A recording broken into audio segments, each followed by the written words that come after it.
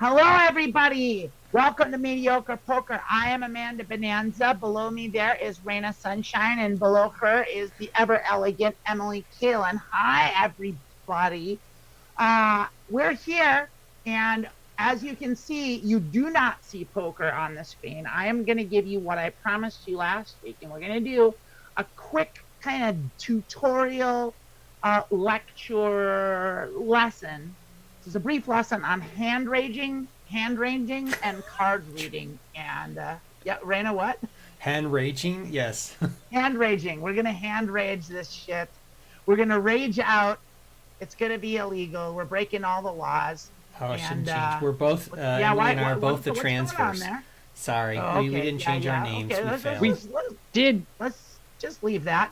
All right, forget that. We'll fix that in edit. You can both be the Transverse. We are the Transverse. Oh yeah, we are the Transverse. We are all the Transverse.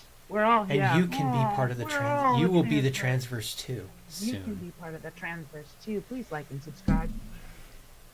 Yeah, we have a Patreon. You can join that. You can join the channel. That really helps. All that stuff. Please do all that stuff. Ring that bell, like and subscribe, do it. So what we got here are poker charts. Now, if you don't know what these are, if you've never seen anything like this is for Texas Hold'em.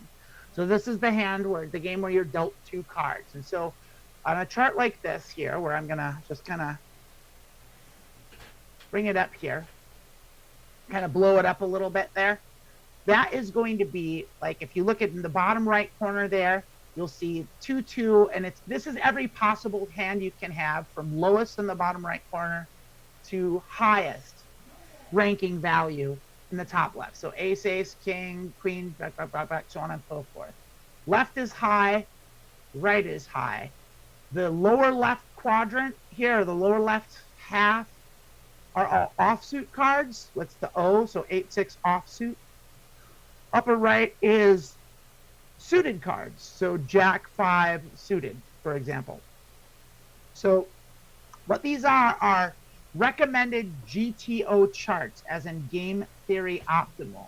If you don't know what game theory is, it's a kind of a science that came out like a couple decades ago, and ever since then it's a strategy science. It's a logic. It's a form of logic and calculation, and it works extremely well in poker. And so they have these things called solvers. You can get them, you can pay for them. They're extremely expensive and subscription based, and you can get a solver, and then you can run any scenario through a solver, and it will tell you what the game theory optimal correct play is. And then what you can even do after that is you can add in parameters of what you think your opponents are doing, and then it'll adjust and it'll tell you what the right thing, the most profitable decision to make in any given situation is. And so what these charts are, they came from a website called pokercoaching.com. That's run by Jonathan Little, a professional poker player. I think he won the World Series of Poker last year.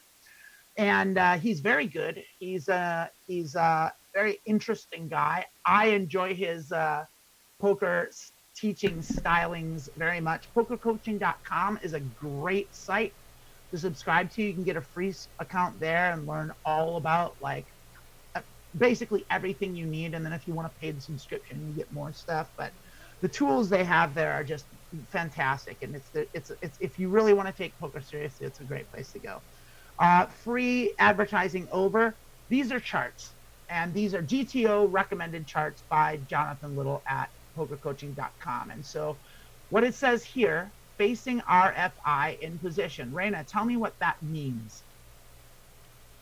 RFI in position. Facing RFI in position. What do you think that means? Take a crack at it. Well, I think in position means that you're... What do you think RFI means, Emily? I'm not sure, sorry. The R is raised. There you go. I don't know what the... I don't know what the... What first what? In.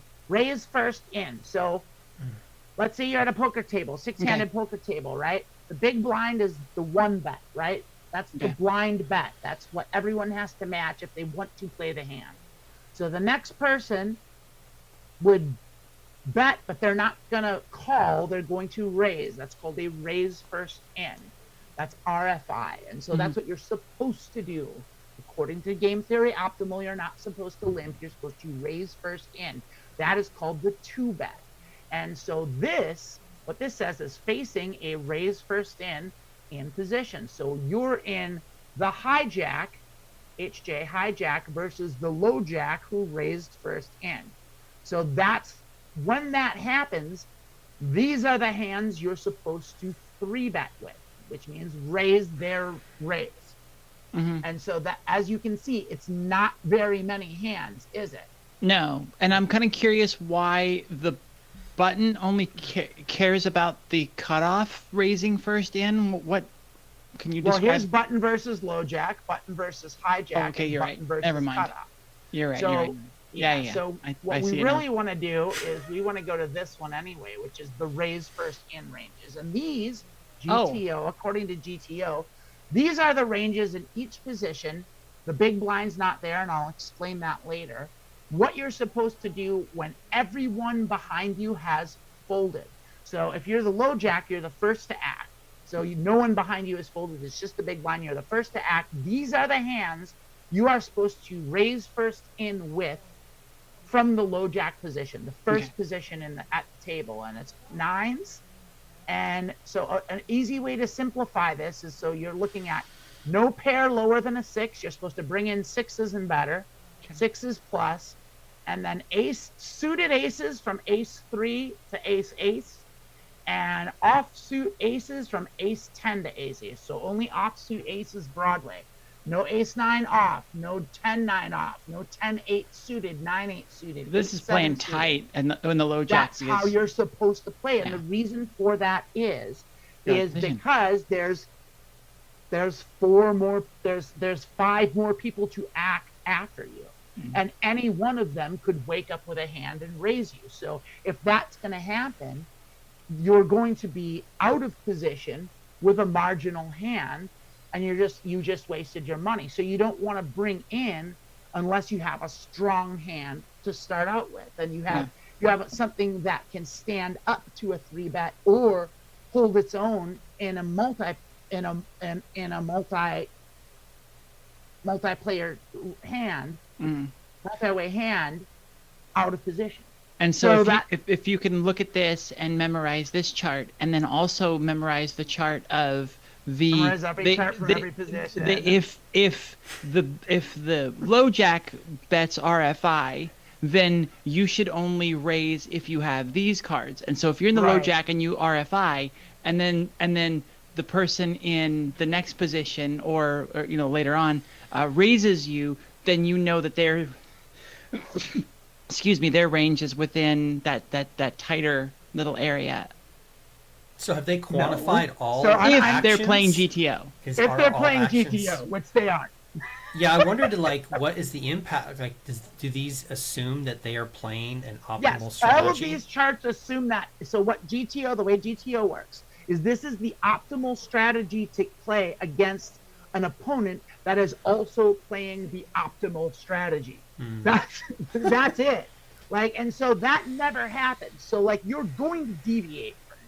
But this is a good place to start to get a general. If you don't need to memorize all of these charts, but you have to have a good idea of what in the ballpark of what your range should be. Now, an easy way to calculate that is if you look here, you can say low jack, you can say, if you look at where it's the minimum, the worst hands you're going to bring in general are suited 9s and offsuit 10s. So you can say 9s and 10s. That's the lowest card in your hand. That means you're not going to have any offsuit hands with any, or 9s and jacks rather. So you're not going to have any offsuit hands that are less than a 10. That are less than a jack. If they have offsuit hands, if you have a hand in your card and your lowest card is a jack, you can play it. If your lowest card in your hand is a 9, well, it better be suited, because otherwise you got to throw it away. That's how you can think of it. You can think of it in terms of that, 9s and jacks. That's your range. and you think about it in terms of the lowest card in your hand, and anything below that you throw away, period. And it makes it really easy and really fast to calculate it. Now, like I said, you don't have to play by these rules. If you have loose opponents that are playing bad ranges, you can open up your range a little bit. You can make the decision to do whatever you want ultimately, but this is what the GTO perspective is. And so like you'll look here, it'll even say how much you've got. So right here, you're raising 17% of hands, meaning you are throwing away 83% of your hands in the low jack position without even coming into the pot. More than 8 out of 10 you are tossing. More than 4 out of 5 you're tossing in the muck before. You're not putting any money into the pot, you're just sitting this one out. And then you get all the way to the button, which has a large range here, and you'll see that your range expands greatly. You're playing a lot more suited gappers, even 8-5 suited. You're playing every suited king, every suited ace, suited queens to the 3, suited jacks to the 4, every pair, and offsuit aces down to the 4. So that's a lot more, right? But it's still, well, you can't see it there because of this stupid thing that, where is it? This stupid thing that's in my way. And Acrobat. Let's see if I can do it like this. Take the Acrobat thing out. I don't know. Anyway, here, hang on. Sorry. There we are. We can look at it like this. So you're still, even on the button range, which is the widest range, that's best position, you're still only bringing in with 40. You're still throwing away 56.7% of your hands, more than half your hands. That's GTO poker. It is extremely tight, and most players do not have the patience for that. Most players are playing much wider, and in fact, most of the opponents, especially in the Microstakes where we're playing, they're just going to be playing whatever hands they like, and they're not thinking about what position they're in and that they should be tighter in early position. Some of them are, but most of them aren't. They're just playing a generic range, and that's where this is going to come in right here. This is a piece of free software that anyone can get. It's called Equilab at pokerstrategy.com, and they have free downloads. You can just get it from there. And I'm going to click on this, and I'm going to show you some. So we're going to do the hand range selection. It's going to bring up this chart here. And this is going to be, you can input your own ranges and decide what you think things are going to be. So I have made some ranges, and this is what I call white belt ranges. These are your average players that aren't really, they don't study poker, but they're like, okay, they're trying to win, but they aren't doing stuff like this. They aren't looking at the charts. They aren't running things through Equilab. They aren't studying with Jonathan Little. Like, they're not doing this stuff. They're just people that like to play poker, that think they're pretty good and have learned how to play, like, by doing it. And so we'll look at our RFI calling range. So this is something I've determined. This is what I think players are going to call in any position when I bring in. If I bring in, it doesn't matter what position they're in, they're going to call with their pairs. They're going to call with suited connectors and all this stuff. So, but what's really important to understand, because this is like a lot to absorb and it's really hard to memorize, what you really need to understand as far as hand reading goes is it's not important what they do have, it's important what they don't have. You have to remember what they do not have. So if someone calls you, let's say you bet, you have whatever in your hand, and you're the first to act and you bet, and then they call, they don't raise you, well, then you can know that they don't have a pair of jacks, they don't have a pair of queens, they don't have kings or aces, they don't have ace king, and they don't have king, queen, and ace queen suited, because those are hands that they would 3-bet. They would re-raise those hands. So you can safely and reliably rule those hands out of their range. So then when the board comes, ace queen or ace 6, well, maybe they have an ace, they have a lot of aces, right? But you know they don't have 4 aces.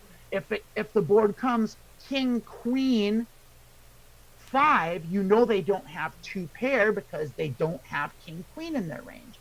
So like, these are the kind of things that like you can make assumptions about, and you can be reasonably sure of. And so they also shouldn't have these terrible hands in their range. They shouldn't have 9-5 off. They shouldn't have ace-4 suited, 10-4 suited. So they shouldn't have anything really lower than a 6, really, like at all points. And you can just do it like that. They don't have anything lower than a 6. They don't have the best hands, and they don't have the worst hands. They've got a range that's somewhere in the middle. Like, and you can call it like mid-shelf, mid-tier, whatever you want to call it. They have a marginal range. And you can know that that's how you like card reads. And as they take actions, as each street comes down, each card comes down, then what that means is you can then further eliminate cards that they don't have. So if you bring in, for example, you bring in and they call, and then the flop comes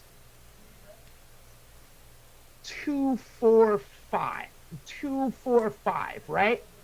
Well, you can reason, or let's say 5, 6, 8, right? Well, you can reasonably assume that they probably don't have 7, 9, like, so they don't have the straight. They might, like, they could be playing 7, 9 off. They probably aren't. Like, they could be playing 9, 7 suited. And so you can rule that out and bet accordingly that they probably don't have a straight, and you can bet.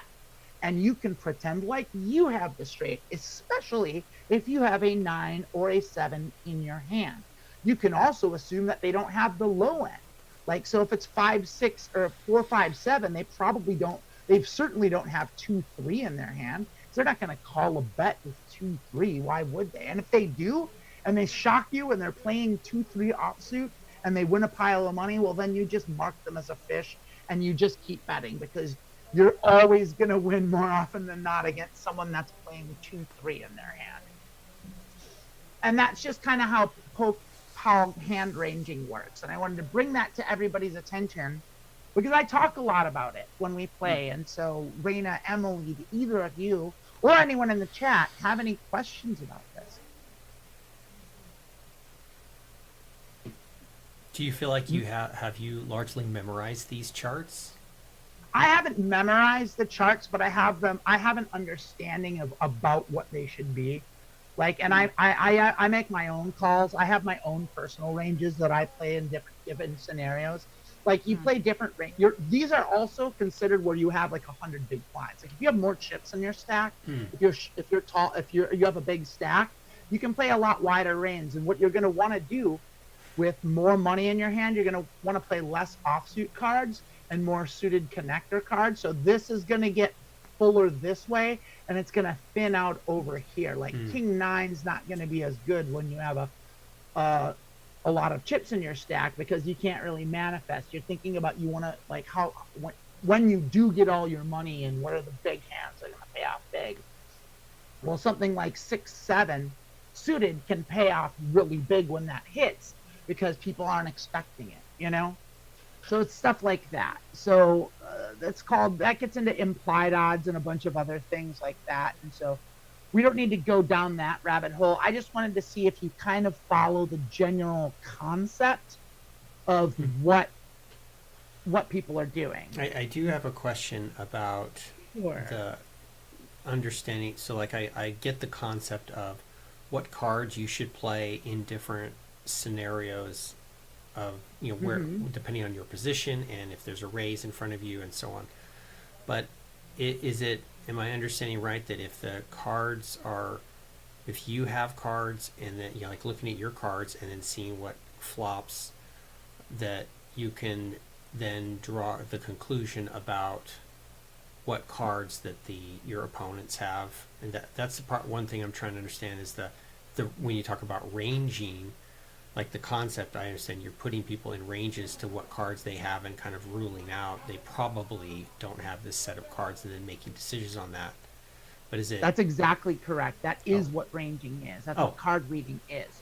And so, and like I said, I want to reiterate, it's not, a lot of people, what they'll do is they think of poker, it's like, oh, I think they're playing ace queen. Well, you don't know that they're playing ace queen. They could have ace queen, but they could have all these other hands and they could be bluffing you. You don't know. especially on the flop. Like, you just don't know. Like, you don't know what they have. So to pretend like you do know and then play in accordance with that is a bit folly. And that's an old way that players used to play. And that's just,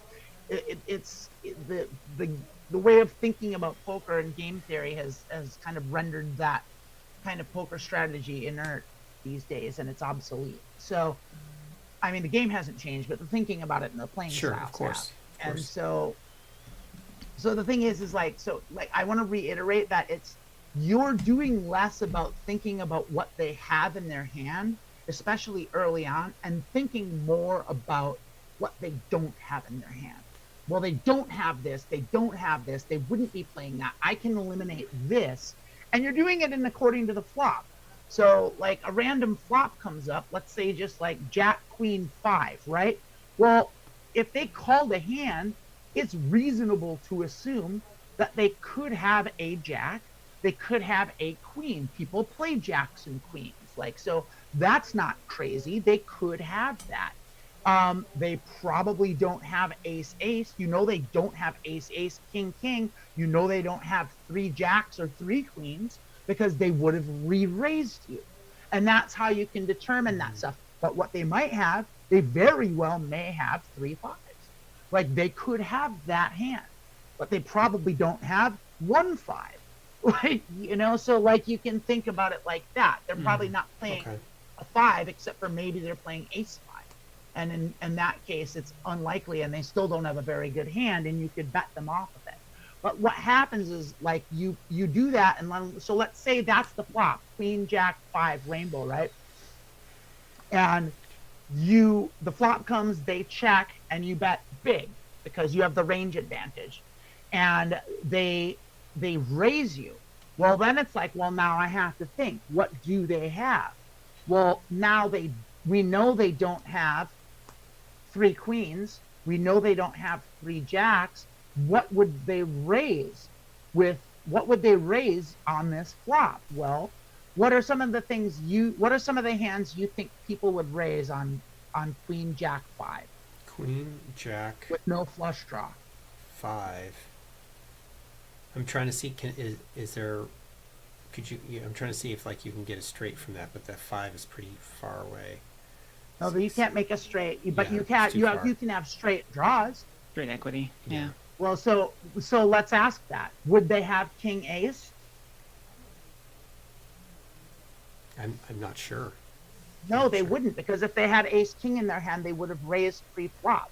This is how you kind of have to think. So like we've already ruled out ace ace king king queen queen jack jack ace king and ace queen and king queen suited. So they don't have... okay, because they're playing the same ranges.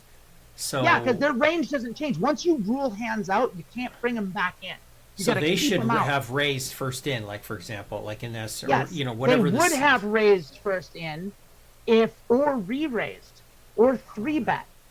Like, if they were in position, like if I raise this in the hijack and then they're in the button and they just call, well, they don't have ace ace. They would raise ace ace because they want to get more money in the pot. They have the best hand. So same thing with queen queens. They always raise that. Well, people 3-bet. If they're not 3-betting their queens and jacks, you can mark them in that way too. It's like, well, then you know they're a super tight player and they trap or whatever it is. Mm-hmm. But there's ways to play against that. But you have to operate under the assumption that they're reasonably halfway decent. Okay. So on a board of Queen Jack 5, you bet, they checked, you bet, and then they check raised your bet. What are the hands that you think they would reasonably have that would do that? They would check raise you. But check raise is because I'm confused, because check is when you pass it to the next person. Like there's no raise. So like they originally checked and then they raised. Is that what you mean? Yes. The flop came. Flop came. Queen, Jack, 5, rainbow. No paired suit. No suits. No chance of a flush. Right now. No flush draws. Queen, Jack, 5, 3 different suits. They're first to act. They check. you bet large because you have the range advantage, and they come around and they re-raise you. They check, you bet, they raise. So there must be something they like about the flop. They didn't like yes, their they first have two a cards. strong hand, don't they? At first, yeah, they have something now they like. So what possible hands would someone do that with queen, jack, 5, no suit? Well, they you could have a think of queen any and hands well, that what they about could- having a queen and a jack that would give them a pair? Queen jack would be a strong hand, don't you think? A likely hand that Yeah. they might have. Yeah. What could be one other one? Queen 5. Would they have queen 5? Are they playing queen 5? Queen 5 offsuit, queen 5 suited. They throw those away to a bet. They shouldn't be playing those hands. Okay. All right. They throw it away to a bet on the last one. So those hands aren't in their range. So it couldn't be queen 5. It couldn't be jack 5. Okay. It could be queen jack. What else could it be? Can you think of any other hand that's in the blue here that they might have, that they would check raise with? Gonna kind of push my mouse towards it, see if you can kind of Well, figure like it out. like a is there 10? Pair of 5s. Okay. 9? They could have 5 Well, 5 in their hand, 5, couldn't 5. they? Oh, pair of 5s. set Yeah, of pair of 5s. 5s, and they have tricks. Right. This is how you have to think. It's like, Yeah. okay, now Uh, what kind of bluffs could they have? Would they bluff? First of all, would they check raise bluff to a large bet size? Would they do that? Probably not in microstakes. But if they were a very strong player that would make that move, what bluffs would they have? in terms of like Probably what, straight draws, right? oh, Straight okay. draws. Yeah. So like if it's queen jack 5, no suit, well the obvious one I would think would be 10-9. 10-9. 10-9 with one of the suits on the board. Okay. Okay. 10-9 Because again, 10-9 they would have bet higher. They would have bet. Mm-hmm. They have a straight flush draw. It's a backdoor straight flush draw, but it's a straight draw. Like if it's But queen 10-9 of they would have spades. checked. If they had 10-9, they would have checked it. Yes, they would have checked it, and then you bet, and then they're check raising, and they And would the have. flop comes and they go, oh, backdoor Yeah. flush. So now they raise. I've got a backdoor flush and a straight draw and a straight flush draw. Like I can re-raise that because I have the equity to Straight. re-raise. This is a good re-raising. So 10-9 suited with one of the suits that are on the board. That would make sense, right? That would make sense as a bluff. Not much else, because they couldn't have king ace because they would have 3-bet you in the pre-flop. So see, I know it's confusing, right? But you do understand the thinking that I'm getting at here, Well, I right? think I'm finally kind of understanding the concept. It's a ton of memorization. It's a lot of information to And process. to process in 3 it all seconds. at the same time. Yeah, In I 10 need like seconds, it's a 3 lot. minutes or more. And 3 where I'm struggling seconds. is like remembering that if they'd had so you do this based on the flop, but the thing is you have to remember what they did previously to know Yes, if you they do. had the nuts to begin with. If Yep. they're check raising now, it means they got the nuts just on that flop, which means that they didn't have something worth a crap before. So it couldn't be That's king exactly 10. right. You know, it Right. could, yeah. I mean, and That's great. you have to determine they could have like ace jack off. Would they check raise with a second pair and an ace kicker? They don't have they could have technically they could have ace queen off, top pair with an ace kicker. Would they check raise to a large bet? Probably not. They'd probably just call with a strong hand like that. I don't know. Yeah. That's when you have to use your brain to determine. Now, and then depending on the hand you would have to decide on how you would want to respond to that. Well, if I'm going to put them on a pair of queens and jacks or a set of 5s, if I don't think they're going to bluff, like if I don't have like something that can compete with that or has good equity to beat that, well, then that's when you throw your hand away. And that's how poker strategy works. Like now, if I have 3 jacks in my hand, then I'm like, oh, goody, because I did raise, so I could have jacks in my hand and they could have the other queen jack, right? That would account for all 4 jacks. It's unlikely, but it's possible that they could have that. So then it's like, well, if I've got 3 jacks in my hand or 3 queens in my hand and they check raise me, well, then I know I'm in real good position. Not only do I know that I have definitely got them beat, but I know that they're never going to fold. So I can then come back and just shove all my chips in the pot. And they're going to call, and I'm going to win, and they're going to lose with their slightly not as good hand. You see how all this works? Oh yeah, fully. Piece of cake. Simple game. It's really Simple straightforward game. now. Easy game. Yeah. I don't have the chats up. Are the chats just like bored? I almost feel like it's unfair.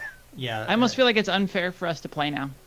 It's such an unfair advantage. The game is now rigged in our favor. We're gonna go in. We're diving in. We're gonna actually play poker now. I gotta get. And the last question on that I have until the next one is that, are these tables based on, like, how does the number of players affect that and what they all do? You know, like, you know, you talk about multi-way versus, you know, one bet or, you know, heads up in those different scenarios. How does that? Well, that's a good question, actually, Rayna. And let's bring Equilab back up again for that. That's when equity comes into play. And so if you've got, let's say you're here and you've got, let's say, ace, king of spades, right? And you're on the middle position 3. It's stupid how they do that. That's the hijack. That's the low jack. So you're in the hijack with ace king suited. You bring in like, and the button's got like, you don't know. They've got random hands, and then the flop comes. You know, good queen.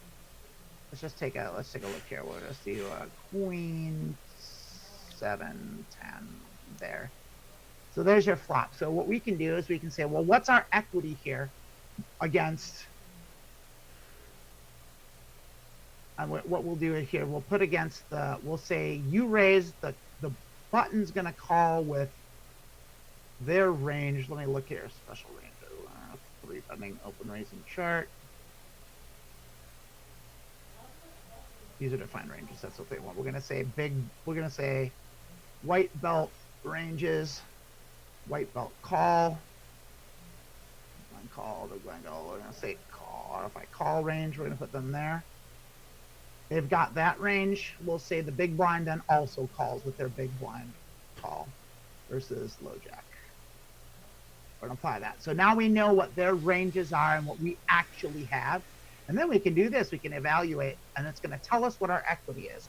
We have 32.22% equity versus 31.65% equity versus 36.13% equity. So it's basically a crapshoot, right? Now, let's eliminate the button from here, and let's say it's just the big blind that calls us, and let's just reevaluate that. Well, now we have 48.94 versus 51.06. We're behind. So we're behind in both of those scenarios, and this and one, at least we're in position.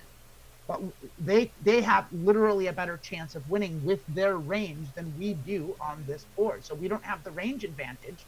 So, but notice that when the other player was in here, it was at 31 to 32 to 33%, right? Well, that's because there's only 100% equity total. So that has to be divvied among the more players that are in it. So the more players in a hand, the less equity you have in a hand, period. That's why multi-way pots are difficult, because you have to have stronger hands to win. Okay. Make sense? Yes, that does make sense. It's a lot. That's a lot of information. We're going to play 10-25. We're going to do it. We're going to go to zone poker, and we're just going to zoom through this. All right, let's play fast. Here we go. Playing fast. 6-7 suited on the big blind. We'll probably call this to a raise. We will not call a 3-bet with this. And so we're going to put them, if they bring in, we're going to put them on 8s. 8s are better. Pairs of 5s and better, and 8s. Oh, they raised? They raised. That's okay. They're on the button. That's normal. We're going to call with our suited connectors here. Okay. And we do have a backdoor straight draw and a backdoor flush draw, but neither are very good. No. And ace king is very good for bringing in. So we're out of position. We're going to check, and they're going to bet, and we're probably going to fold. We don't have a good strong hand here. We don't have enough equity to call a bet that they make. They should be betting here no matter what, because ace king is really good for the pre-flop players. And there they do. They bet half pot, which that could be they could have nothing. They could have ace, they could have ace king. They could have 2 diamonds. We've got shit. We're folding. New table, please. 9-7 offsuit. So we got a limper here. So when someone limps, we know that the table's probably going to go multi-way. Because if they limp and someone raises, they're going to call. And that's a giant raise. And so we're not playing to that. So we're bailing out at this point because our what do we? I'm gonna sit out next hand. We're gonna fold. We're gonna think about this. I'm gonna make them wait for that stupid bet. So what do we think they have? Do we think that's ace? Probably not, because they want people to call their ace. I'd say that's probably a low pair, like 9s or worse. Really? So they were trying to bluff. I don't think they have a strong pair. No, they have a made hand. They're like, I just want to win these. I have a good hand. I just want to win pre-flop. I don't want anyone to call me. Like, if anyone does call me, I want one person to call me. That's a thing that, like, is an old thing that I used to do when I didn't know better. Like, I would, like, shove a bunch of chips in with, like, marginal pairs. Like, pre-flop, because I thought, like, I could scare people out of the pot. And you can, but it's just, like, well... Not if they have ace. Like, that's the problem. It's like, you can do that until you run into queen, jack, king, ace, and then you lose, you know? So we have 9-10 here. We are going to bring in offsuit. It's not a good hand, but it's in position, and it's in our range. And we're going to get called, and look at that. We have top pair, we have a straight draw, and we have backdoor flush draw. So we're going to bet this. We're going to do a half pot bet because the straight is there. They could technically have 8-10, but we're blocking the 10. They should not have 4-5 or 8-5. See how that made sense? Let's get rid of that. Did that make sense what I said? Yeah, it made sense. It would be difficult for me to do it in the time that you did it. Right. Should we move to like a table that's not as fast paced, where we can actually discuss these things and go over this stuff? Might be a better thing. What do you think? We're gonna check, obviously. Yeah. So here we have nothing at all, but we are gonna bet it because it's a paired board, and people are afraid of paired boards, so we're actually gonna bluff this. They limped in. They probably don't have. Oh, they called it, so they have at least a draw. They're going to check. We'll check and see. If the draw doesn't come... Oh, we hit top pair, so we're going to definitely bet this.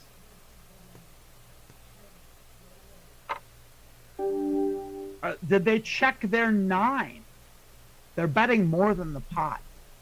I don't think we should call with top pair. I really don't. I'm going to let them have it.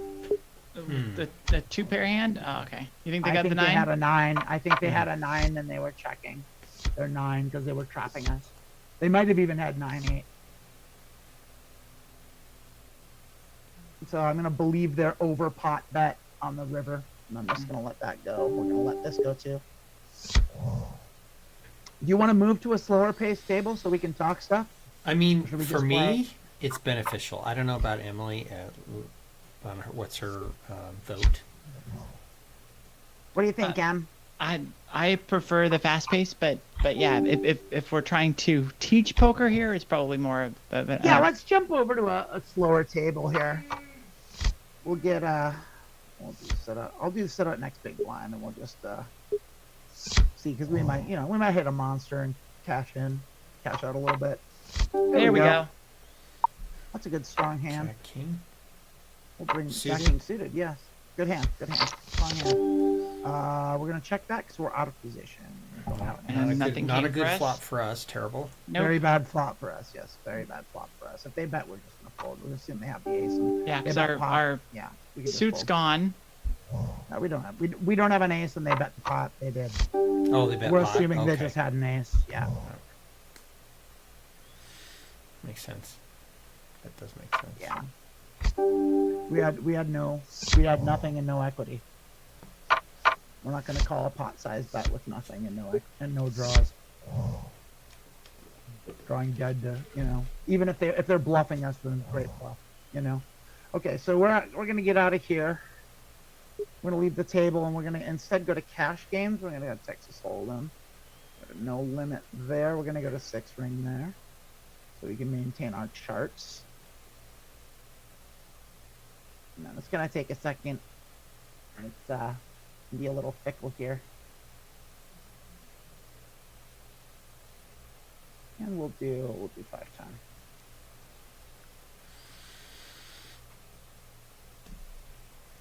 So now we're right here, I think. Yeah, we're right here, and we're gonna be in on the next hand here, and great, that's perfect. So now this isn't gonna swish us off. So we've got great starting hand here, king, queen, offsuit. I'm gonna 3-bet this actually. I'm gonna go ahead and do 8. A little more because we're out of position. We want to just. Now, if they 4-bet, we're gonna fold because that means they probably got aces. Like when players in these stakes 4-bet, they've got aces, they've got kings, or they have ace king. Those are the only hands they 4-bet with. So we would fold then king queen because we can't compete with any of those hands. 5-5, we're gonna raise because we've got a pair and we're on the small blind there. We're just gonna bring that in. So we're off to a great start here. 8-4, we're just gonna fold out of position. So now we're just gonna watch what they do and see if we're gonna card read them and talk about ranges. So they brought in in the cutoff position. So they should have a range that looks like, did I get rid of my, yeah, I think I closed it. So they should have like 8s and 10s. Technically, according to Hoyle, I think it's safe to put them on 8s. So they shouldn't have cards less than 8, but they could easily have 2 spades. And they did bet that in position. That could be a bluff. I would bluff that, but we'll see what they do now because this person's out of position. So they don't have a flush because they would have bet it. They were bluffing that. They probably have overcards or maybe the ace of spades in their hand. And we're never going to know what they have, but they bluffed the flop and then they gave up. So that's what they did. And then this person had a strong hand. We have ace-8 suited, which is a good hand to bring in with. We'll bring in. Nice. And we'll be in position. Let's see. Come on. Okay. And we'll probably get called by the big blind here because the big blind tends to call very wide. But we'll just take it down. And so 3-2 will definitely be folding.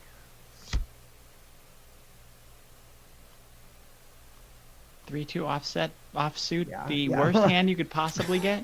It's not the worst hand you could possibly get because it can make a straight. You can make the wheel with 3-2 offsuit. You can make 2 straight to the 6. So you can make 2 different straights with this. Worst hand 2-7? 7-2 offsuit is the worst hand in poker. You can't make a straight. The best you're gonna hit. I mean, you could technically hit 4 7s. I mean, any hand can flop quads. You know. Very true. Not bloody likely, though. So we likely won't be playing 3-10, even though we're the big blind. I mean, we might do a min click there, just because it's suited. I'm not going to go multi-way with it, though. No, there's a 3-bet. So they min click, which means they have something, but they didn't have something really great. They 3-bet, which means they do have that top left corner of the range, so we can put them on ace, ace, king, king, queen, queen, jack, jack, all the suited broadways. That's where they're at. Ace 6. Yeah, so when someone 3-bets, we can pretty much eliminate anything in their hand lower than a 10. Unless it's like a pair of 9s, which they probably wouldn't 3-bet. But maybe they would if they were a good, strong player. But yeah, I would safely say you can eliminate any card lower than a 10 when people 3-bet. With the maybe exception of like 9-10 suited. That might be the only hand. And I don't even think they would do that. I think they would just call with that hand at these stakes. Like the pros would be doing all sorts of crazy shit. Right. We're not playing the pros. No.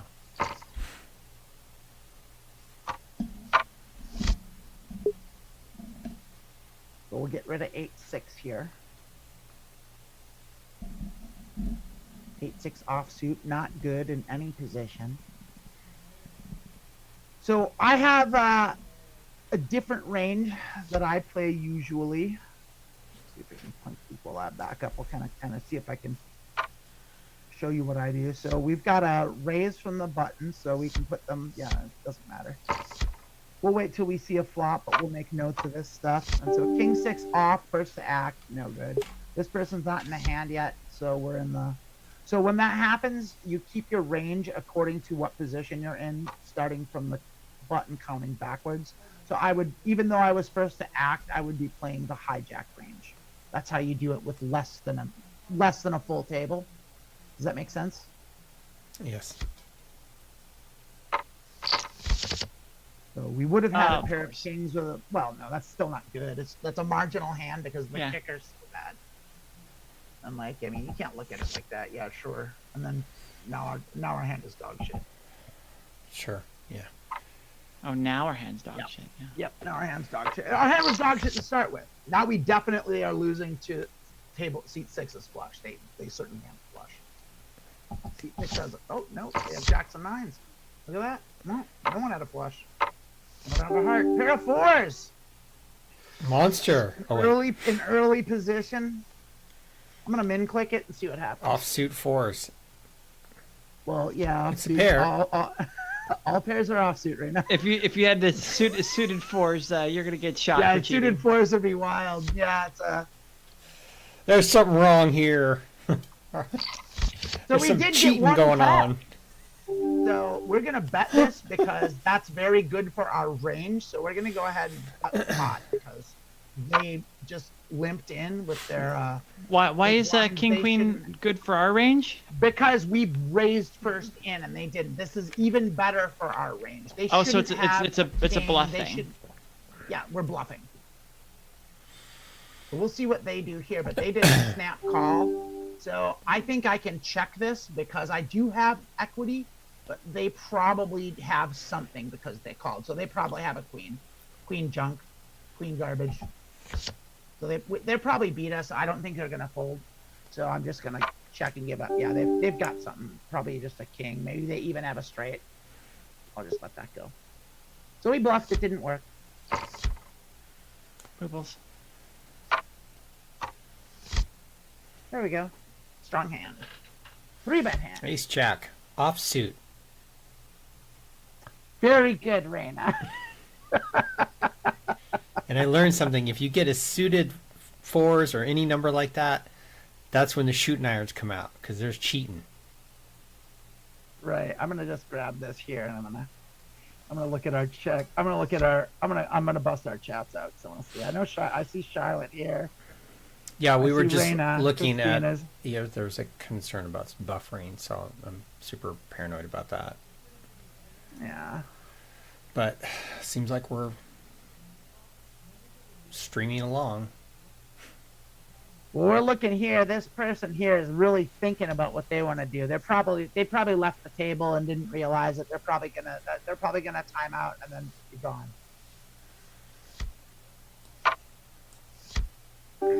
They called. I'm gonna raise them because we have a strong hand and that's a weak bring-in.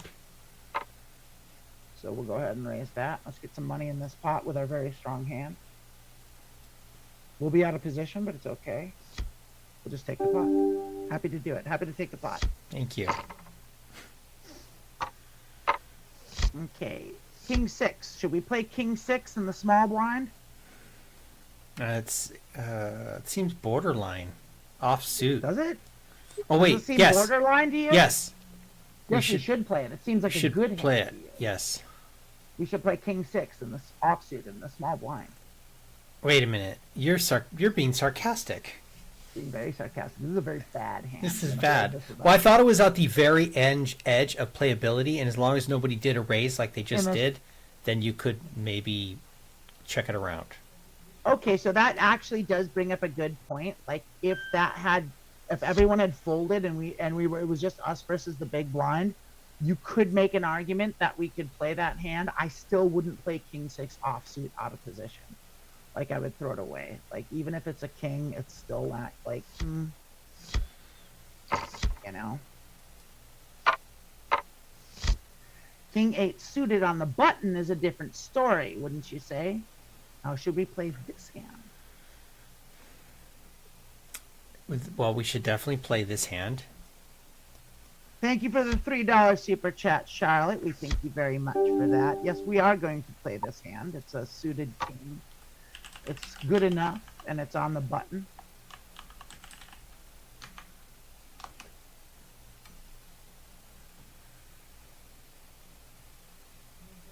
And we got a real thinker here in the small blind, so that's all right. It's a thinking game.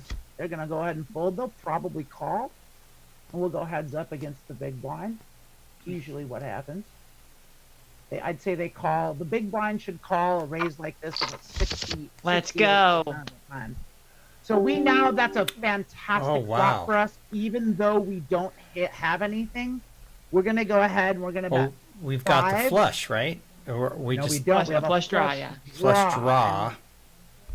So we're going to bet large because we have the range and the nut advantage, and we actually have equity. So we had a lot going. It was a bluff.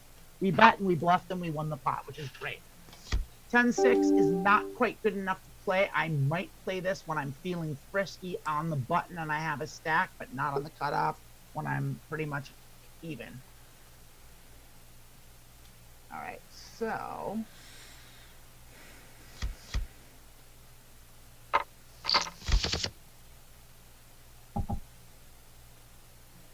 So, we got about 6 minutes till the break. Oh, that's good to know. Do you need to take a break now? Are you kind of squirming? I am falling asleep and I need water. No. Well, go get yourself some water. You all want to take a little break here? Yeah. Yeah. Fine. Okay. We'll sit out next hand, yeah. Yeah, we'll sit out. We'll go to the break screen and we'll be back in a few minutes. Okay. All right. I'm switching now.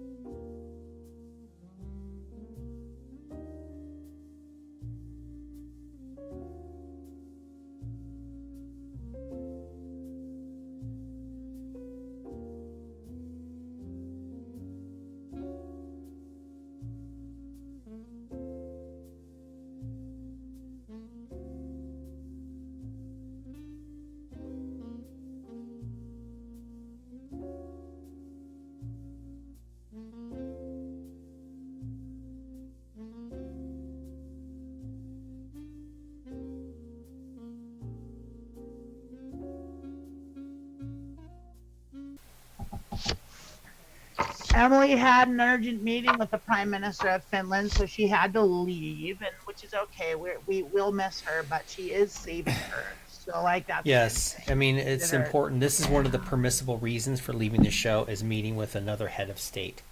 Yeah, it was a very important meeting that only Emily. It was a very urgent problem that only Emily could solve. So she had to leave a little early. She sends her condolences and her best wishes to all of you. Condolences to those who remain on the street. Oh, did I fuck that up? I was just thinking that's wait, isn't that just sounds funny? Condolences, like, oh yeah, sorry you're not meeting with the Prime Minister of Finland. Condolences to you. All right, let's get back into this. 5-6 seems like a terrible hand. And we're in the big blind. 5-6 is a terrible hand, and even in the big blind, I'm going to fold it. I'm not even interested in playing that for one big blind. I'll let them have it, and we will carry on.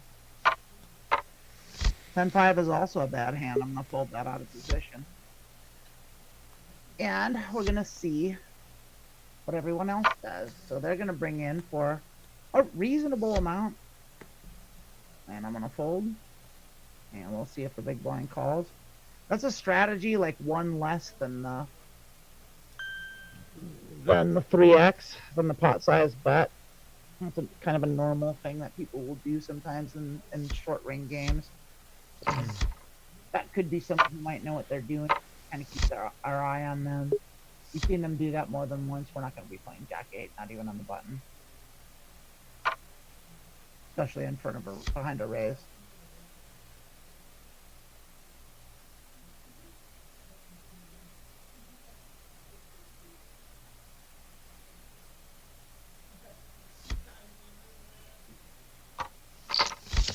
And I stopped. I was looking at the chats and reading through the chats, and I didn't see what these players did, so I can't properly range them. I failed. We would have had top pair on a bad board. Oh, top pair on a bad board. I see. Dry board. Dry. Bone dry? Oh, it's kind of wet. It's dynamic. There's a lot of straight draws here, but there's not, because they shouldn't be playing the hands that have straight draws. Like, no one should be playing 6-7. I mean, no one should be playing, like, 7-9. No one should be playing 8-5, 8-3, 5-3. So, 8. Top pair is going to be pretty good there.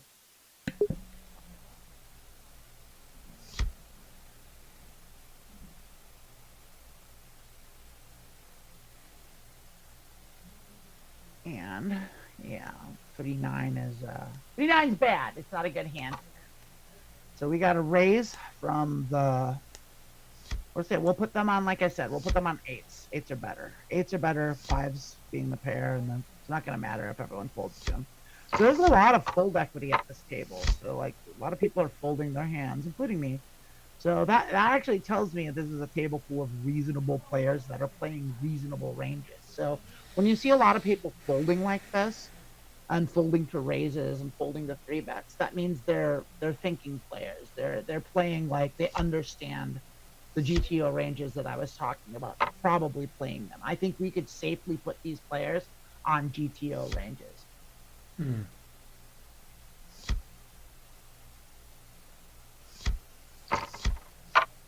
I don't even know what the statement Finland sounds like a Trump thing is. I don't know what that means, Charlotte. I don't understand. I don't know what about Finland and has anything to do with Donald Trump.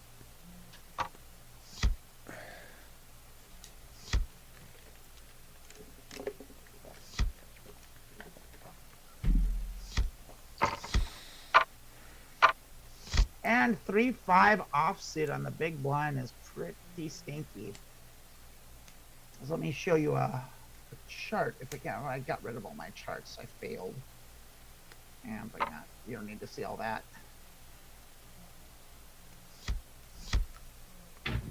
Oopsie. The wind blew my door shut. I didn't know it shut all the way. Shame on me.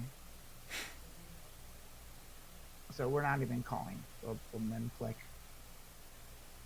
Let's fold that. Let's see if they want to in the small blind. They're thinking about it, or they're away from their hand and they're off doing something else, getting a snack. And so, take a look here. I want to take those 6 max charts. And, whoops. I'm trying to do all this in a way that's not intrusive, but I don't have a way to be non-intrusive with this setup. So I was talking about like putting them on ranges, but man, I already forgot what I was talking about. But now I have that all punched up in case I need to reference charts to kind of re-emphasize what I was talking about. Right, makes sense. Okay. Yeah, I'll put those. I'm gonna minimize them. The chat's there.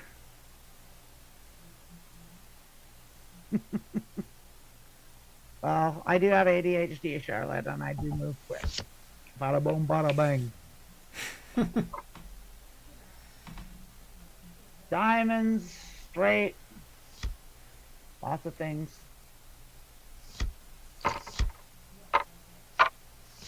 Eight, 10 off, not great, not great.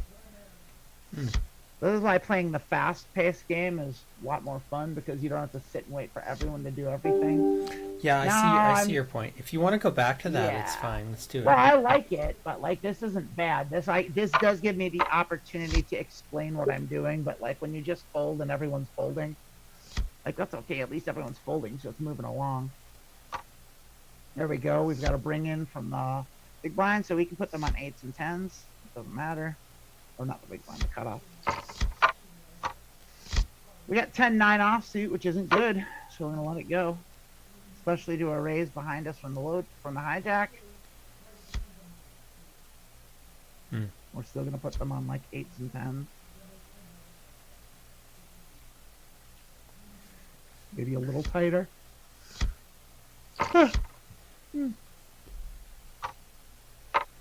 Once again, not good. That same hand still isn't good, even in a worse position. And we got a new player bringing us to a full ring. We are. Let's move to the faster paced game. What do you say? I say yes. Let's do it. I say aye. The ayes have it. Captain. Motion has been carried. Aye, Captain. We're still going to be doing essentially the same thing. We're going to be ranging players, but we're just going to be moving a lot faster. That's not a hand we'll be playing. We will fold quickly. Well, it might fold around to us, in which case, we might get a free roll. A foldorama. We'll get a free roll. We'll check it. You hit top pair. This is why you always raise. You don't win. Because that just happened. So I'm gonna check it and call. Because that 10 was bad for us. 8s and 4s. We probably have. There's no reason to put any more money into this pot. We'll just call. I mean, win a small pot there. That's why you don't win. It's like you don't know. You don't. Then their range is 100% cards. You don't know what you can't range them, and they could have any. They could hit any bullshit. And it's just like, if your hand's good enough to play, it's good enough to bet, basically. Oh, okay. Oh, that's a mistake, and I would have marked that. We were at the other table for that, but you shouldn't just limp in. Bad policy for a number of reasons. Makes sense. I mean, that's sort of an axiom, right? Yeah. I'll limp behind. Like, if someone else limps in front of me, I will then limp if I have a limping hand. But I won't be the first one. When I'm the first one in, I never limp.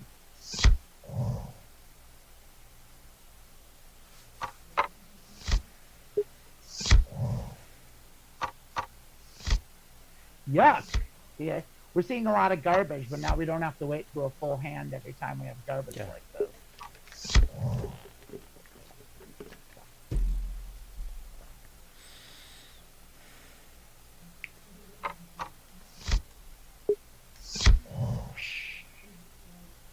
Whoosh, whoosh, whoosh.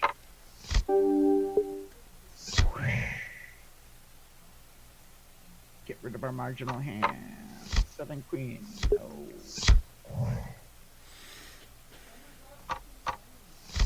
King 6, not an early position. Fold.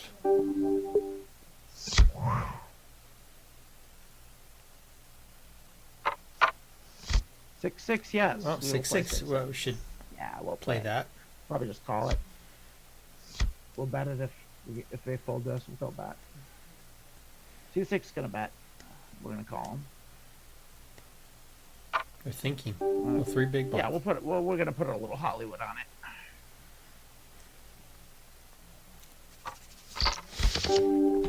That's great for us. Trips. We hit a set.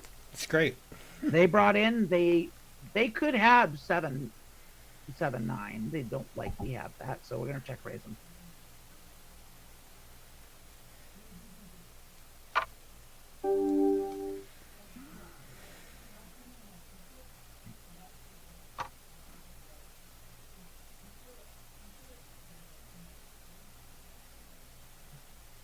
They bet, meaning maybe they have an 8. That doesn't matter. They folded. They folded to our check raise. That's okay. Kind of expected it, but that's okay. Ace 8 is good enough, but we're in early position, so we're not going to bet the full amount. We're going to do just a slightly less. So we're just going to do a small one because we're in early position. More likely people will call us anyway, so we're going to probably almost certainly be a multi-way out of position. Yeah, this big, big stack folded. Oh, they both folded it. Oh, look, we're in position. That's great. That's terrific. Wow. So we're ending up being in position with a reasonably strong hand, so that's good. It's a speculative hand, but it's a suited ace, so suited aces are good. Good 3-bet from the big blind.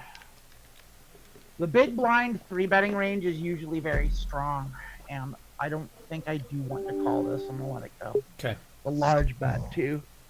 I don't want to be multi-way out of position in the 3-bet pot with the marginal hand.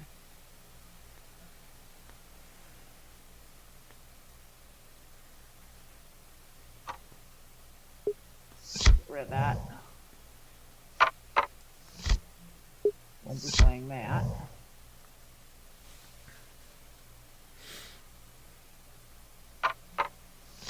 Sevens will be playing. No, that's fair.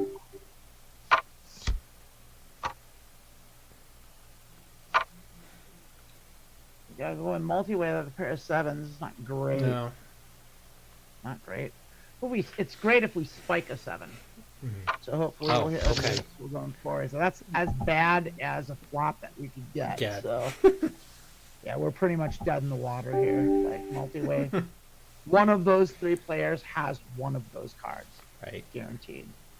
Someone's got spades. Someone's got something. So we're not even thinking about it. We're dead in the water with that flop. Terrible, terrible, terrible flop. It was good for our range, but we weren't. We weren't gonna try and bluff out of position multi-way with that flop. So Jack 10 is good, so we'll bring that in. Jack 10 suited is good. Jack 10 offsuit not good. Jack 10 suited very good. This is one of the better speculative hands. Is what they're called. And that's actually pretty good for our range, but we're out of position.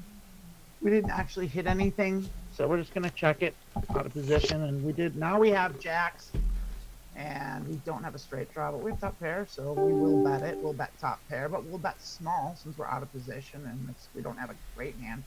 Actually, I'm not gonna bet it. I'm gonna check it. Hope we can just take down the pot. I'll check call is what I'll do with this. So once again, we're just gonna do a check call with a paired board. One of these characters, one of them shouldn't have an 8. If anyone has an 8, it's seat 1, and they're gonna bet over pot with that. I don't like it. They could easily have an 8. They could easily have.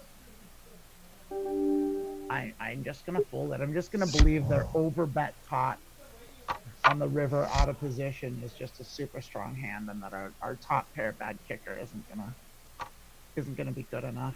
If they bluff us off the hand, then so be it.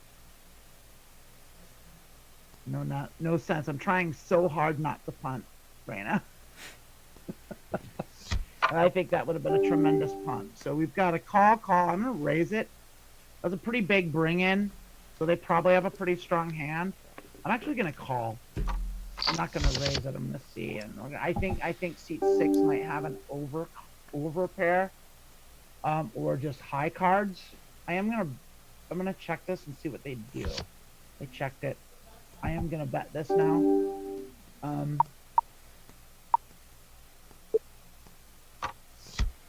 have nothing. They'll call. They could have a lot. They're going to check. I'm going to check and see if we can win a hand. We can.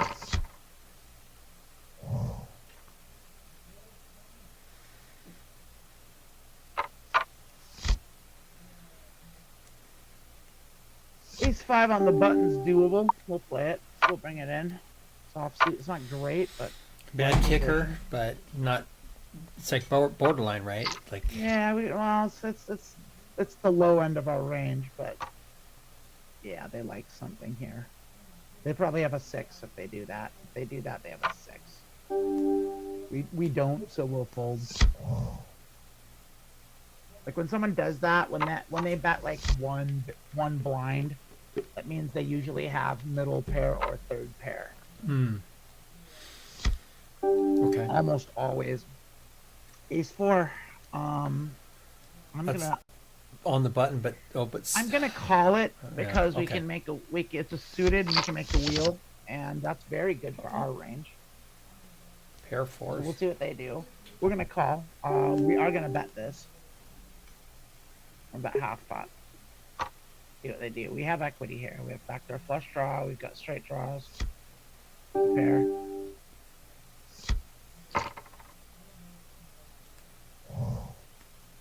We didn't actually have straight draws. I was wrong about that. Jack 3 Yeah, seems pretty bad. Backdoor. It's real bad. The embarrassed janitor. We will not be playing it.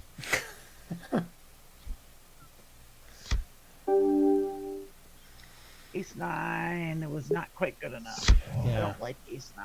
I don't like those offsuit aces that can't make straights. Queen Jack, much better. Well, Queen Jack's being played for sure.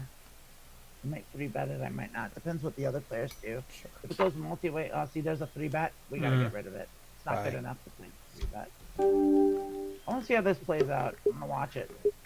So we've got a 3-bet here. So we're gonna put them on we're gonna put them on suited Broadway. We're gonna put them on 10s plus. That's what we're gonna do. Didn't matter. They didn't do anything. They just got pulled it out too. I wanted to see how it played out. I wanted to do a ranging exercise. 10 king looks better than it is. It's actually a very marginal to bad hand. I am on the big blind, so I'm getting my discount, so I'll call the bet from the button, but Okay. I won't be expecting much. It's one of those hands where it's like, if I have to hit something to continue, but we're just gonna get it for free, so fair enough. Queen 6 is bad. Just get it right out of there. See ya. 6-2, no good.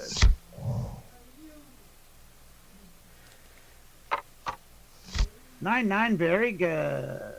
Even the small blind. We'll be raising. No matter what anyone does, we will be raising them. Well, unless we won't be cold 4-betting, but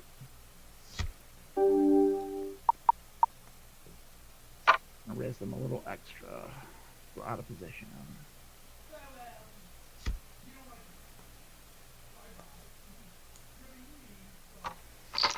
They called, which means they don't have queens plus ace or ace king. So we still have an overpair, but we are out of position, but that's very not great for our range since we 3-bet. So we're gonna check call here. They're gonna bet, and they're betting small, so they could have an overpair. They could have a pair of 10s. They could have a pair of 8s. We now have a straight draw, so we're not going anywhere. We're gonna check. I'm just putting on Hollywood for them a little bit. We still have a strong pair and a solid draw, so depending on how they bet. If they bet pot, they're betting pretty big, but we're still gonna call them. We missed, so we're probably not going to win this hand because that last bet was pretty big. If they bet 3 times in a row, then we think they have tons of better. So that's what we put them on. Let's see what they do here. They're going to check and we're going to win. Wow. That's how you play marginal hands, by the way. But you see how I hand read them? Looks like they could have done that. That's what you have to do. That's kind of how you do it. So we have a 9-6, which I would play if there wasn't a raise in front of us. There's a raise in front of us, so we'll let it go. Did my hand reading make sense, what I did and why I did it? Yes. Did it all make sense to you? Well, I wouldn't. I mean, that's a very big. That's an all makes sense. You know, it made some sense. It's a lot. I like I said, I've been doing this my whole life. I've been playing Yeah. poker and I love it. And I've been studying it pretty seriously for about 4 years, Yeah. 4 or 5 years. So like I always liked it, but I only started yeah, we'll play 10-6. Play suited 10-6. We hit third pair. We get a straight draw. We'll see this. We'll call. We'll go one time. Oh, they bet pot. Nah, not a pot size bet. That's a better pair than us. It doesn't want the draws to come. That's what that was. No. 87, no. Out of position, no. Definitely not. Absolutely. Absolutely. Yeah, we'll do 5. We'll do a little extra. That's a very good hand. It's a good, nice, strong hand. It's gonna go probably if they call. Seat 4 is calling no matter what. You don't limp and then fold. That's not a thing anyone does. If they limp, it's because they want to see a pot. And so that's very good for their range actually. But since we do have the hearts and a straight flush draw, we're gonna bet that, and we're gonna bet it. I'm gonna bet half pot here and kind of see what they do. Leave it up to them. They're just gonna fold and give it to us.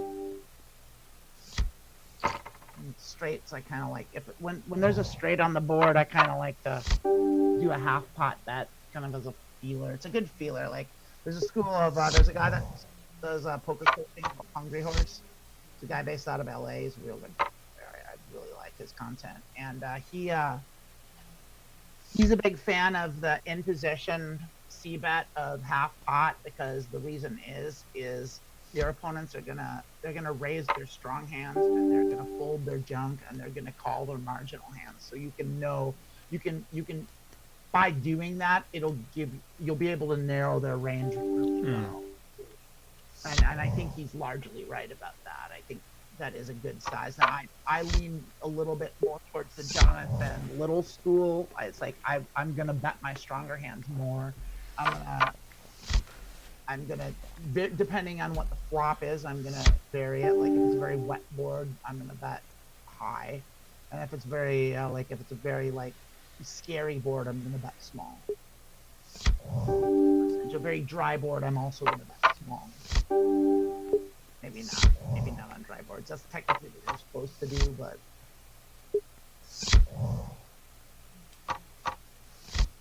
we're getting a lot of garbage, but that's okay. Get that one nice hand with our 9s. I'm not gonna get that.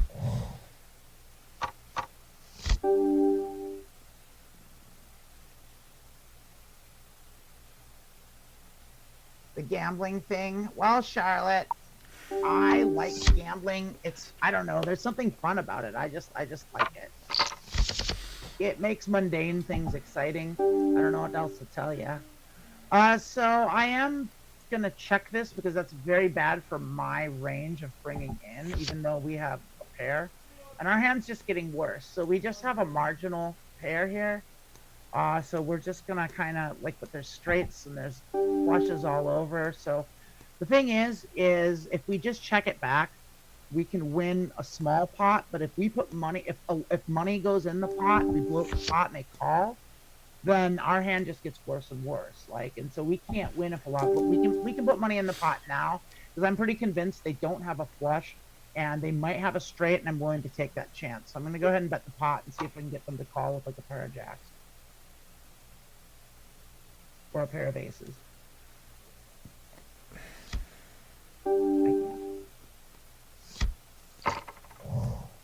I think if they weren't going to call anything, I don't think they had anything.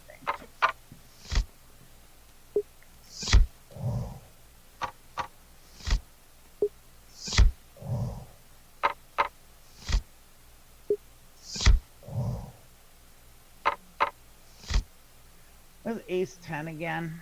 I'm not a superstitious person, but every poker player has their hands they don't like, they irrationally like or don't like, and I irrationally dislike ace 10.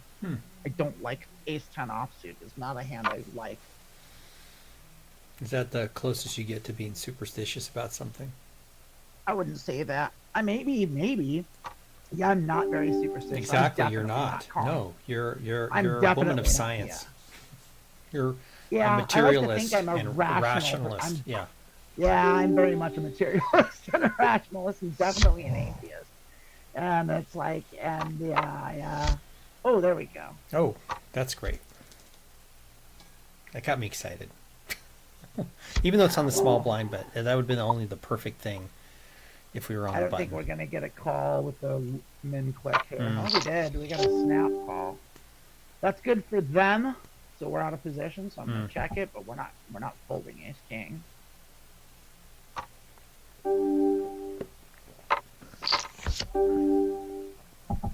We might fold it now. Yep. Your 10's good. 10 was good, my dear.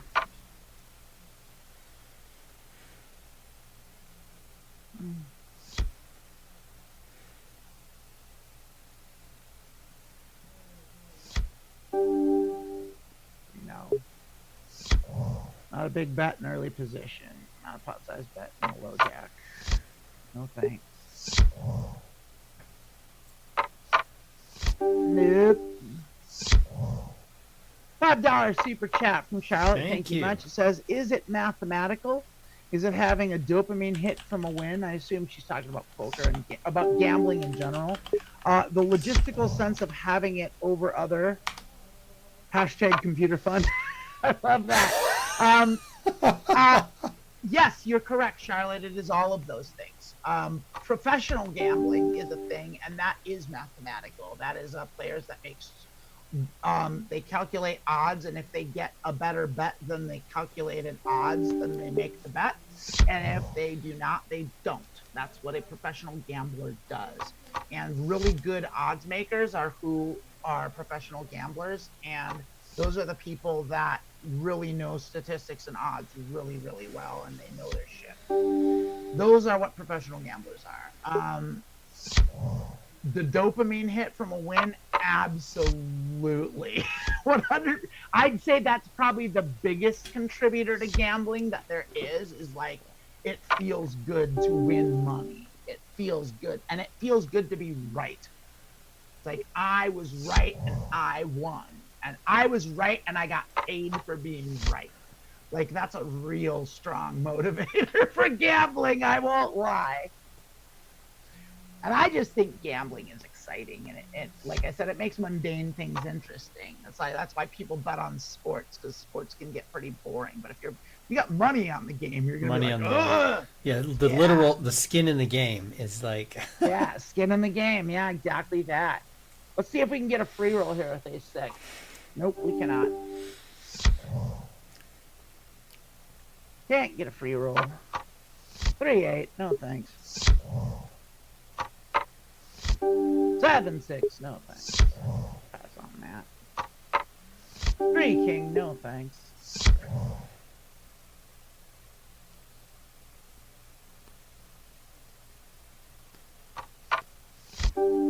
Jack, you better believe it. We're gonna go ahead and bet the pot. I'm gonna bet a little more than I would normally bet, because that's a strong hand, and I think we can get away with doing that in this room. You don't want to go too high, because that will scare them off.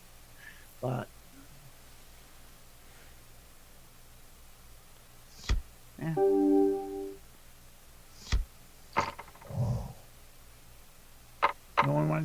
no one wanted to square off against my jacks right now.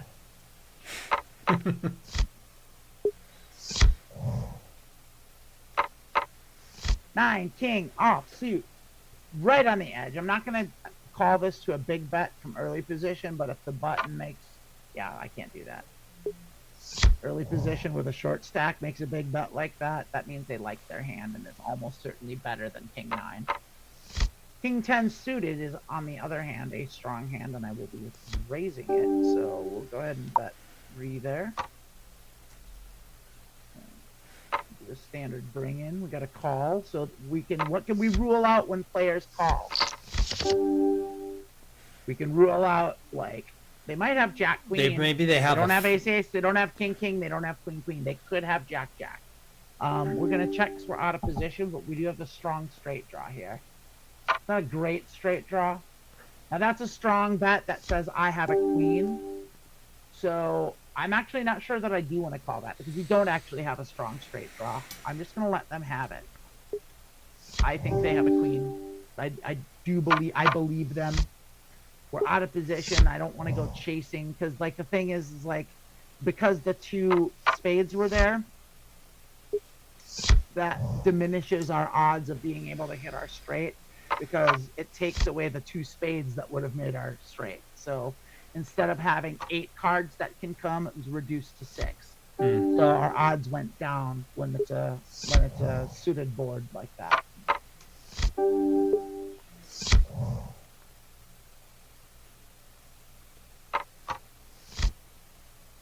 And if they make a big bet like that after limping, then they almost certainly have top pair plus.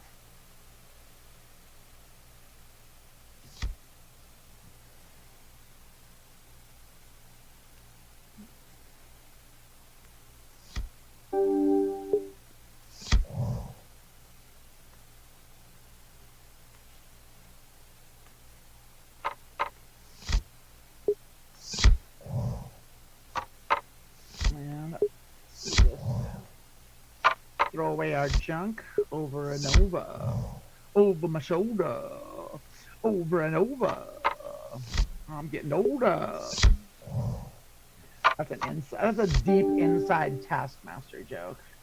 King 8, I'm gonna let go. That just went over my head. No, yeah, it was a super deep cut from the season of Taskmaster that James Acaster was on. It's I've seen the episode you showed me. I mean, it's a cool show. I'll grant you that. I just have only seen one episode.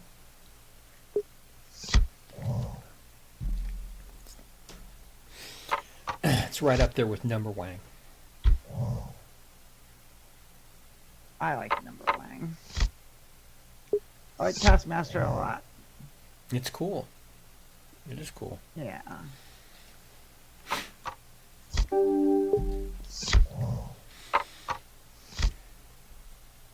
Jack 8 on the button. We won't call a raise, but we'll bring in. But if the cutoff bats with that stack, we're out of here. Where are we? Can we call this? Yeah. No. Let's not fuck around. Like, with a stack that big, I kind of want to call and just kind of play the odds there. See if we can get something all in. But, like, Jack 8's not a good hand. It's not the right hand to do that with.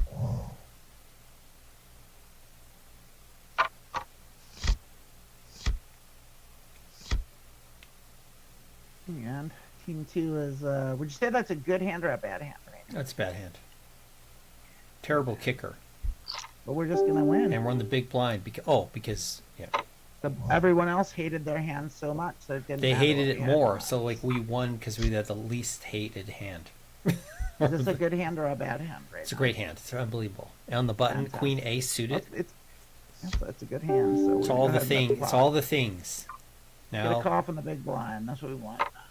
So you bet what 3.4 big blinds? Is that? That's pot size bet. Yeah. So pot size. Oh, okay. That's very good for us. So they snap call. We'll see if they bet out of position, then. But we're gonna go ahead and bet. Well, the flop is terrible for us, though, right? No, it's great for our. Oh, because we get have a straight draw. Straight draw. Okay, yeah right. And king, we have queen, lots of kings. ace, We king, have queen, king, jack. jack. So we and just they need called. a 10. We're gonna keep betting Oh, because I oh, think yeah. they're chasing clubs. I don't, or they have a jack, and I think we can get them off. I think we can triple barrel them with this flop, That's and especially with that 6 coming.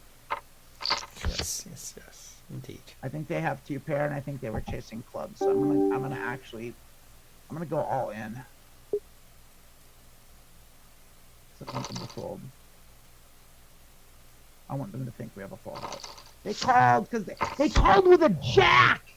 They called with shit. They thought we were bluffing them. They called our bluff. 3 barrels with a fucking jack. That's insane. Fuck. I mean, I wish I knew who they were. That was an insane move that they made. That was fucking crazy.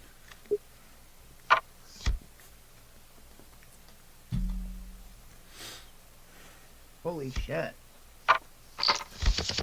I can't believe they did that. Well, we're gonna bet this one. That pot.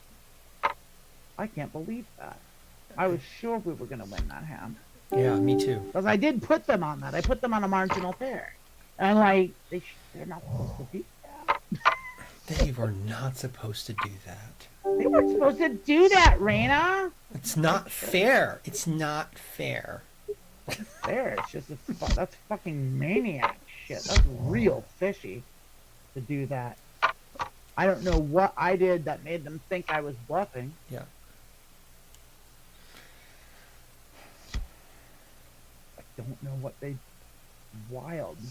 What a crazy thing they did. Yeah. Well, that tells us there's someone out here where we can just bet really big when we have something. So I guess we'll just have to reduce our bluffing then, and just bet our strong hands more. I can't not bluff this. I meant to actually raise, but And maybe that's part of, sometimes these things you're trying to like figure